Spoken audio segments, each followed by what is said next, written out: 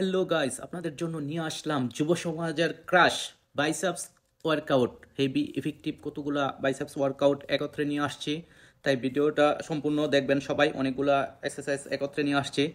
প্রত্যেকটা পুরুষ মানুষ বলেন, প্রত্যেকটা যুবক বলেন, সবারই একটা ইচ্ছে থাকে আমার বাইসেপস মাসেলগুলো একটু বড় হতে হবে। তাহলে অবশ্যই ভিডিওগুলো আপনারা ফোকাস করবেন, ট্রাই করবেন। দেখেন, বাইসেপস মাসেলের জন্য, আর্ম মাসেলের জন্য খুবই খুবই ইফেক্টিভ কতগুলো ওয়ার্কআউট নিয়ে এসেছি। তো আপনারা অবশ্যই সবাই সুন্দর সুন্দর কমেন্ট গঠনমূলক কমেন্ট করবেন। নেক্সটে যেন আরও ভালো ভালো ভিডিও দিতে পারি আপনাদের মাঝে উপহার। আর ভিডিওগুলো কেমন লাগে অবশ্যই জানাবেন। আপনারা ভালো কমেন্টসের মাধ্যমে জানালে আমার ভিডিও সামনে বানাতে আরও বেশি ভালো লাগে। তো অবশ্যই জানাবেন। আর যারা যারা এক্সারসাইজ পছন্দ করেন এবং যারা এক্সারসাইজ পছন্দ না করেন তাদেরও কিন্তু ভালো লাগে যে ছেলেদের বাইসেপস মার্সেল ভালো থাকবে, টি শার্ট পরলে ভালো দেখাবে, হ্যান্ডসাম দেখাবে, নায়ক নায়ক একটা ভাব আসবে। তো সে আর কি। তো সবাই আমরা স্বাস্থ্য সচেতন। তো অবশ্যই স্বাস্থ্য সচেতন হওয়া দরকার। স্বাস্থ্য সচেতন না হলে ফিটনেস খারাপ থাকলে আপনার দেখতে খারাপ লাগবে, ভালো লাগবে না, রোগাটে লাগবে। তো সবাই সুন্দরভাবে ডায়েট মেনটেন করবেন, ভালো খাবার দাবার খাবেন, প্রোটিন জাতীয় খাবার একটু বেশি খাবেন। আর কার্বোহাইড্রেট, গুড কার্বোহাইড্রেট যে খাবারগুলো সবগুলা খাওয়ার চেষ্টা করবেন আপনারা। ভেজাল খাবার, ভাজা পোড়া, তৈলাক্ত জিনিস সবাই অ্যাভয়েড করবেন। তৈলাক্ত জিনিস কেউ খাবেন না, অনুরোধ।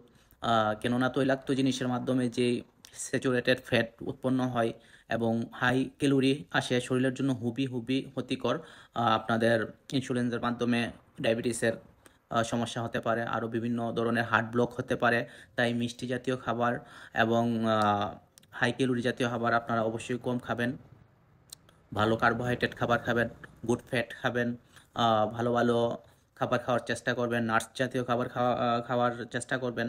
তো সম্পূর্ণ ভিডিওটা যারা দেখতেছেন অবশ্যই তাদেরকে অসংখ্য অসংখ্য ধন্যবাদ সবসময় আমার পাশে থাকার জন্য। তো দোয়া ও ভালোবাসা রইল সবার জন্য। আর আজ আমার 10K ফ্যামিলি আপনাদের দোয়া ভালোবাসায় পূরণ হয়ে গেল ইনশাল্লাহ। একদিন 100K হবে আপনাদের দোয়া এবং ভালোবাসা পেলে। তো এই দোয়াই করি। তো ভালো থাকবেন, আল্লাহ হাফেজ। আর এখনও যারা আমার পেজটি ফলো করেন নাই অবশ্যই ফলো দিয়ে বেল বাটনটি চালু করে রাখবেন, যাতে করে ভিডিও ছাড়ার সাথে সাথে আপনারা পেয়ে যান। কারণ আপনাদের সাপোর্ট না পেলে আমি এত দূর আগাতে পারতাম না। আপনাদের ভালোবাসায় এখান পর্যন্ত এসেছি। তো আপনাদের জন্য আমার ভালোবাসা রইল।